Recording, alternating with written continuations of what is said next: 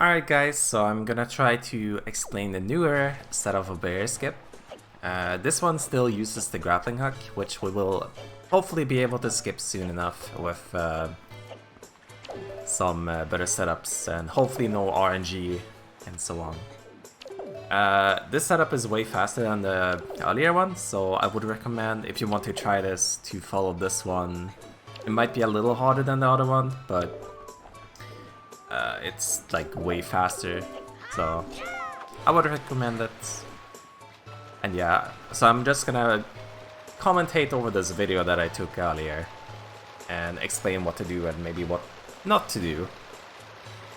And something that you want to start with during this setup is that you actually want to get the bait bag. And you want to get the bait bag and the bait because this will be used to lower the memory in the game enough so you can't pull out the grappling hook. And when you can't pull out the grappling hook, it's gonna look like, well, Link does an animation, and this actually fills up the memory that you need to have the grappling hook out. But how should I say it? It like gets stuck in the memory. It fills up the memory every single time you try to pull out the grappling hook. So you will see that very soon. So yeah, buy the bait bag and the baits. And it's pretty complicated in how it works. Also, this is on console because there's a thing in the very end that I'm gonna explain for the barrier that I can only get to work on console. I can't get it to work on Dolphin ever. So I can't really show it on emulator. I can't show the values, like what it does to the game and so on. But I will try to explain it in a good way, so you hopefully understand it. And yeah, just a normal Wind Waker dive to get into Forest Haven quickly, and from here the setup actually starts. So the first thing you want to do is that you want to do a roll clip here on the right in a second. And you need a pretty precise angle to get it to work, but it's not too hard. You're gonna back walk and do a jump slash to the very edge and then throw the bait. The reason to do it on the very edge is that you want the bait to go like all the way out. And what you can see now is that sometimes the memory is low enough for you to just pull the grappling hook. To not be able to pull the grappling hook, my bad.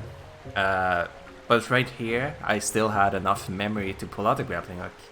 Which means that you can go here, and if you crouch here, it will actually lower the memory even more. And again, this is so you can pull out the grappling hook. This lowers memory, and if you lower memory, it's gonna be lower memory everywhere in the game until you reset. So I do this 70 times. Remember, 70 times, no more, no less. If you do it more, there's a risk that the Decatry cutscene won't actually work.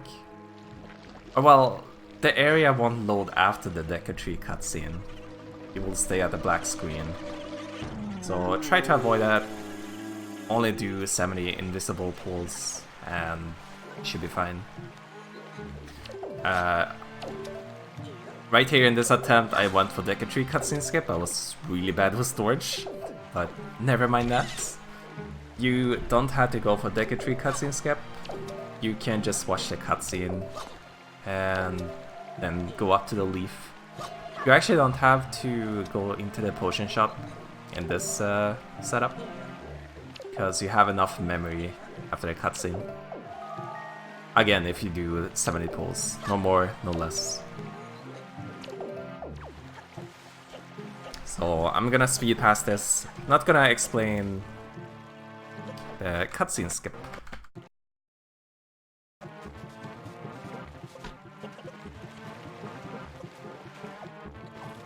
As this is not really in the setup either way.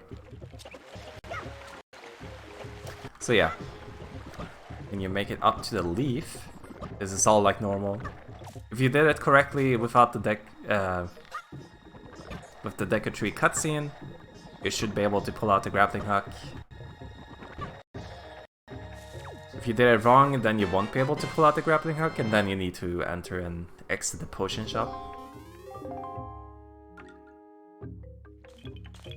Also, in that case, your memory is gonna be lower, so there's a risk that the setup might not work. But it should work. There's some leniency. And then you want to jump down and you want to exit and you want to jump over this wall. You actually want to leap for it, because if you touch the wall and slide on it, there are some particles that goes around Link, and those particles can actually lower your memory even more, so you want to try to avoid that for consistency. Just consistency's sake.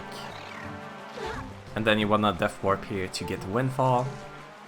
And the reason for this is that super swimming off of Forest Haven could be faster, but usually when you try that, you're gonna void out,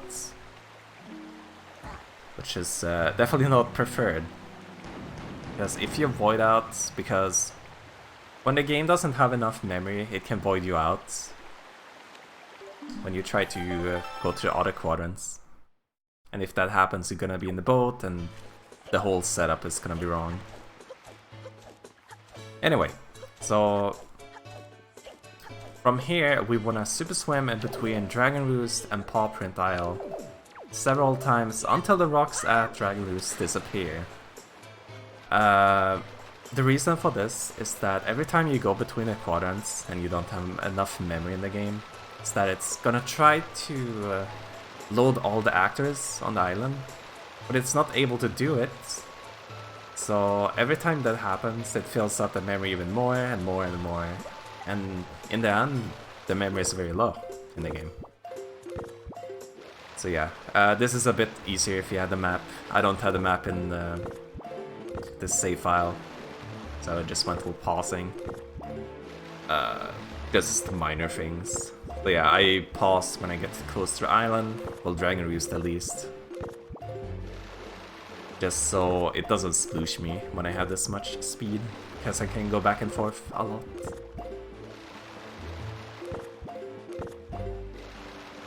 Also, I pause and then I hold up. And this makes me turn at 180 degrees, so I can just swim between Paw Print and Dragon Roost in an easy way.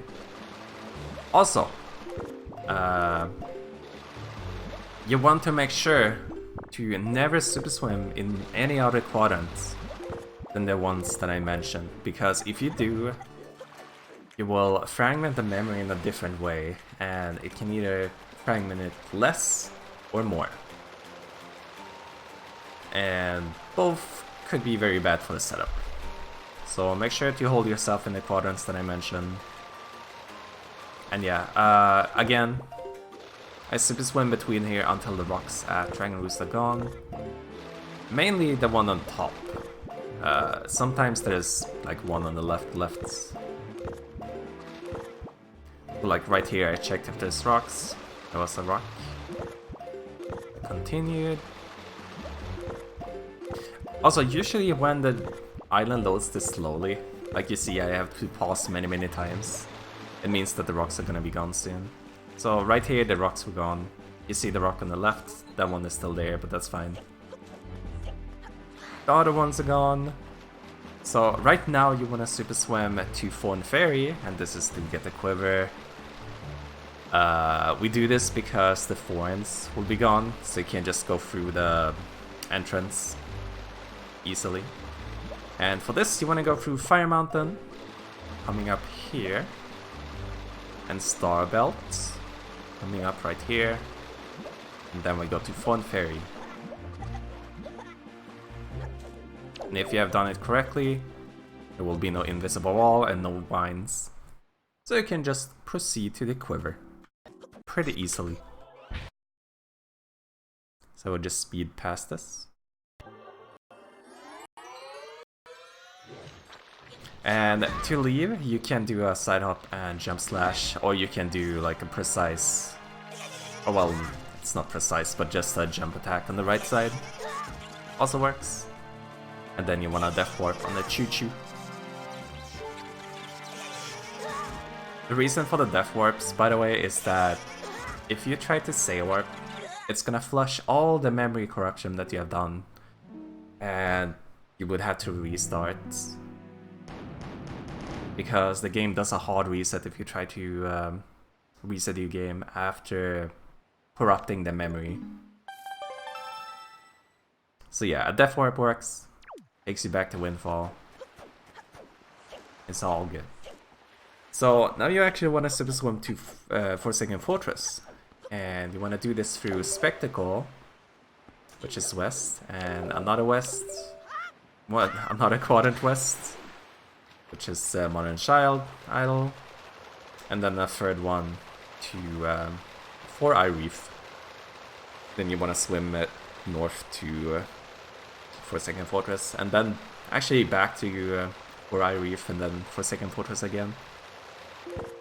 So basically, oh yeah, I had some issues with the super swim here. I got stuck on the beach. I splooshed a lot. Let me see if I can speed it up a little. I think I splooshed again. Yeah. That was a bit of a mess. Okay, let me see. Actually went away from the island this time, so I didn't sploosh. Okay, so...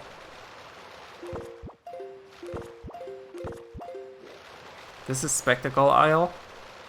This is Modern Child Isle. This is Four Eye Reef. And Forsaken Fortress.